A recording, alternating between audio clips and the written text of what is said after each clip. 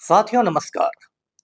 पटना बिहार से मैं Amitabh Kumar Das, IPS 94 batch, और आप देख रहे हैं मेरा अपना यूट्यूब चैनल दास बोले बिंदास। साथियों, इस चैनल में मैं आपको ऐसी जानकारियां भी देता हूं जिनको जानना जरूरी है, लेकिन ज़्यादातर लोग जिनको नहीं जानते। आज मैं आपको जापान के मशहूर सुमो पहलवानों के बारे में बताऊंगा जो जापानी संस्कृति का अभिन्न अंग होते हैं। इस वीडियो को आप आखिर तक दिल थाम कर देखिए। साथियों, ये जो जापान के सुमो पहलवान होते हैं ये इतने मोटे ताजे होते हैं कि इनको देखकर आपको पटना के गोलघर की याद आ जाएगी। समझिए कि ये चलते फिरते गोलघर ही होते हैं, लेकिन जापान में इनकी बहुत इज्जत है। और ये जो सुमो कुश्ती की परंपरा है ये लगभग 1000 साल पुरानी है। सुमो कुश्ती जापान का राष्ट्रीय खेल है। साथियों, जापान का जो सबसे प्रमुख धर्म है उसे शिंटो धर्म कहते हैं, अंग्रेजी में शिंटोइज्म कहते हैं। प्राचीन काल में जापानी लोग मानते थे कि यदि देवी देवता नाराज हो जाएंगे तो खेतों में अच्छी फसल नहीं आएगी। इसलिए वे मंदिरों में देवी देवताओं के मनोरंजन के लिए कुश्ती का आयोजन करते। सुमो कुश्ती की शुरुआत तभी से हुई। तो 1000 साल से ये सुमो कुश्ती की परंपरा चली आ रही है। शुरू में ये काफी खूनी खेल हुआ करता था और इसमें काफी खून खराबा भी हुआ करता था अखाड़े में। लेकिन बाद में जब जापान में ईडो काल आया 17वीं सदी से 19वीं सदी तक, तब इसमें काफी सुधार किए गए, इसके नियम बनाए गए और इसको बहुत तरह से परिष्कृत किया गया सुमो कुश्ती को। साथियों, ये जो सुमो कुश्ती होती है उसके नियम बहुत आसान होते हैं। उसमें एक छोटा सा घेरा रहता है जिसको आप अखाड़ा भी कह सकते हैं, और दो पहलवान उतरते हैं और एक पहलवान यदि दूसरे को धक्का देकर घेरे से बाहर कर देता है या घेरे के अंदर ही गिरा देता है तो वो पहलवान जीत जाता है। इसलिए सुमो कुश्ती की प्रतियोगिताएं मुश्किल से 20-25 सेकंड तक ही चलती है। लेकिन इसके शुरू होने के पहले बहुत सारे रस्म हैं जो सैकड़ों सालों से चले आ रहे हैं। जैसे जब दोनों पहलवान अखाड़े में आते हैं तो दोनों एक पैर उठाकर उसे जमीन पर जोर जोर से पटकते हैं। उनका मानना है कि ऐसा करने से यदि राक्षसी शक्तियां रहती हैं तो वो डर के मारे भाग जाती हैं। उसके बाद ये पहलवान उस घेरे में, उस रिंग में नमक छिड़कते हैं, नमक का छिड़काव करते हैं। नमक को जापान में एक पवित्र वस्तु माना जाता है और ऐसा मानना है कि नमक के छिड़कने से बुरी आत्माएं भाग जाती हैं।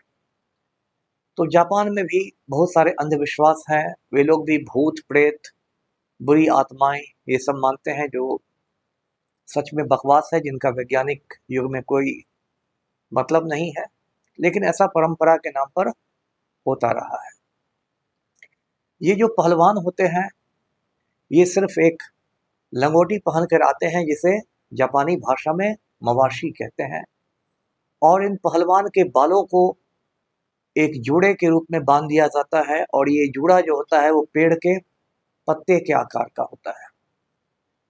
इनके बालों को सजाने में, इनके केश विन्यास में ही काफ़ी ज़्यादा समय लगता है और इनका एक अपना हेयर ड्रेसर होता है जो इनको बालों को जूड़े में बांधता है।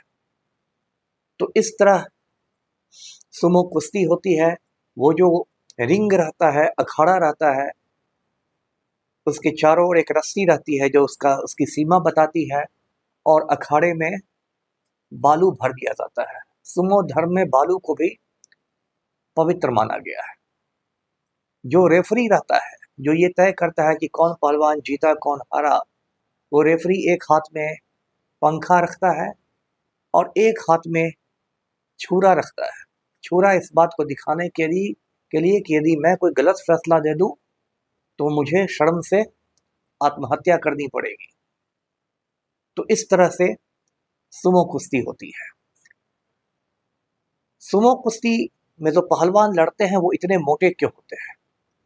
क्योंकि सुमो कुश्ती में वजन की कोई सीमा नहीं है, और आप जितने मोटे होइएगा, जितने भारी भरकम होइएगा, आप अपने प्रतिद्वंदी पर उतना ज़्यादा भारी पड़ जाइएगा। इसलिए सुमो पहलवान जो होते हैं उनका वजन 150 किलो होना, 200 किलो होना कोई बड़ी बात नहीं है। जब आप इतने मोटे होइएगा तो आप विशेष तरह का खाना भी खाइएगा। ये माना जाता है कि जो औसत सुमो पहलवान होता है वो रोज़ाना 10,000 कैलोरीज का भोजन ग्रहण करता है। एक आम आदमी जो होता है वो 2,500 के आसपास कैलोरीज का भोजन रोजाना लेता है। मतलब एक आम आदमी से 4 गुना ज़्यादा भोजन एक सुमो पहलवान करता है।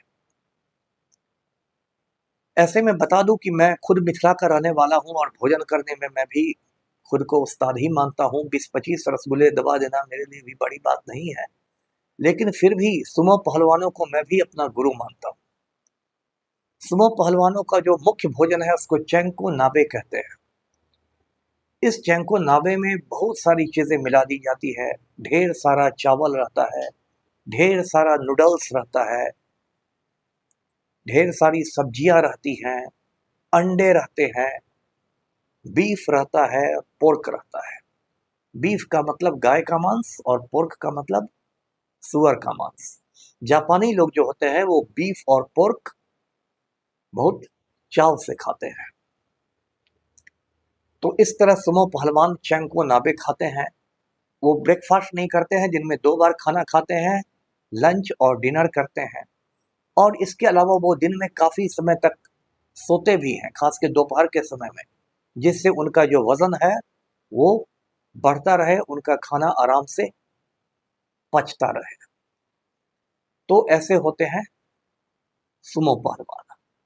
अब साथियों, सुमो पहलवान के साथ कुछ रोचक बातें ये भी है कि पहले के ज़माने में सैकड़ों सालों से ये होता रहा था कि महिलाएं जो थी वो सुमो पहलवान नहीं बनती थी, और जापान के पारंपरिक समाज में माना जाता था कि महिलाओं के अखाड़े में आने से अखाड़ा है वो अपवित्र हो जाएगा। लेकिन पिछले कुछ सालों में उसमें बदलाव आया है। वो बदलाव क्यों आया है? क्योंकि जापान का जो सुमो कुश्ती संघ है उसने एक दरखास्त दिया ओलंपिक समिति को कि ओलंपिक खेलों में भी सुमो कुश्ती को शामिल किया जाए। आप जानते हैं कि हर 4 साल पर दुनिया में ओलंपिक खेल होते हैं। अभी हाल में पेरिस ओलंपिक खत्म हुआ है, लेकिन ओलंपिक समिति ने ये कहकर सुमो कुश्ती संघ का दरखास्त को रद्द कर दिया, रिजेक्ट कर दिया कि हम ऐसे किसी भी खेल को ओलंपिक में शामिल नहीं करेंगे जिसमें महिलाओं के खेलने पर पाबंदी हो। तो उसके बाद जापानी सुमो कुश्ती संघ को झटका लगा, और उसके बाद धीरे धीरे जापान में अब महिलाओं ने भी ऐसे ही वजन बढ़ाकर बिल्कुल मोटी महिलाएं अखाड़े में उतर रही हैं। ऐसे अभी भी जो परंपरावादी लोग हैं जापान में, जो पुरातन पंथी लोग हैं, वो महिलाओं की सुमो कुश्ती लड़ने को अच्छा नहीं समझते हैं। लेकिन दुनिया हमेशा से बदलती है, तो जापान भी बदल रहा है। सुमो कुश्ती के साथ एक और बात मैं बता दूं कि पहले क्या होता था कि ये सुमो पहलवान मुख्य रूप से जापानी लोग ही बनते थे, लेकिन पिछले कुछ सालों में उसमें भी बदलाव आया है। अब दूसरे देशों के लोगों की भी रुचि बढ़ने लगी है, और खासकर आजकल मंगोलिया के बहुत सारे पहलवानों ने सुमो कुश्ती में काफ़ी रुचि दिखाई है। और ये जो मंगोलिया के पहलवान होते हैं ये जापानियों से काफ़ी लंबे भी होते हैं, तो बिल्कुल ये दैत्याकार दिखाई देते हैं, भीमकाय दिखाई देते हैं अखाड़े में। और मंगोलिया के पहलवानों ने भी पिछले कुछ सालों में सुमो कुश्ती में धूम मचाई है। सुमो कुश्ती में जो सबसे ऊंचा रैंक होता है उसको कहते हैं युकोजुमा। युकोजुना का मतलब हुआ एक तरह से वो विजेताओं का विजेता है। वो अलग तरह के कपड़े भी पहनता है, जिसे दूर से ही देख के लोग समझ जाते हैं कि ये कोई साधारण सुमो पहलवान नहीं है, ये युकोजुना है। सुमो पहलवानों की दुनिया बहुत पारंपरिक होती है। उन्हें कार चलाने की इजाज़त नहीं है, वे कार नहीं चला सकते, ड्राइविंग नहीं कर सकते। सुमो पहलवान जो होते हैं जब बाहर घूमने निकलते हैं शहर में, तो वो पश्चिमी कपड़े नहीं पहन सकते, कोट पैंट टाई नहीं पहन सकते। वो हमेशा जापान का पारंपरिक ड्रेस ही पहनते हैं, जिसे किमोनो कहते हैं। और उनको सिखाया जाता है कि सुमो पहलवान को हमेशा बहुत विनम्र रहना है, और यदि वो कुश्ती में जीते भी तो उनको बहुत ज़्यादा खुशी जाहिर नहीं करनी है, ज़्यादा उछल कूद नहीं मचानी है खुशी में।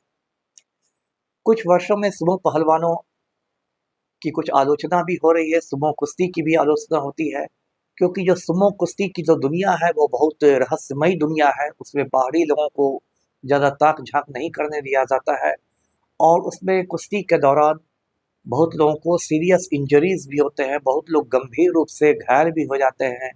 उनको हेड इंजरीज होती है, सर में चोटें लग जाती हैं, उनके जबड़े टूट जाते हैं, काफ़ी कुछ इस तरह होता है। और सुमो पहलवान जहाँ रहते हैं उन जगहों पर भी माना जाता है कि काफ़ी शोषण होता है। जो सीनियर सुमो पहलवान रहते हैं वो जूनियर सुमो पहलवानों के साथ नौकरों की तरह बर्ताव करते हैं, उनसे सारे काम करवाते हैं, झाड़ू लगवाते हैं, खाना बनवाते हैं, और उन पर भी काफ़ी वो मतलब आप कह सकते हैं कि रोब जमाते हैं। लेकिन जो भी है, सुमो पहलवान जो है, सुमो कुश्ती जो है, वो जापान का राष्ट्रीय खेल है। और जापान में जब सुमो मैच होते हैं तो उसको टीवी पर करोड़ों लोग देखते हैं। आपके परिवार में या आसपास कोई बच्चा हो तो उसको ये वीडियो जरूर दिखाइएगा। उसको इस वीडियो को सुनने में, जानने में मज़ा आएगा। वीडियो को लाइक कीजिए, शेयर कीजिए और चैनल को सब्सक्राइब कीजिए। धन्यवाद। जय हिंद।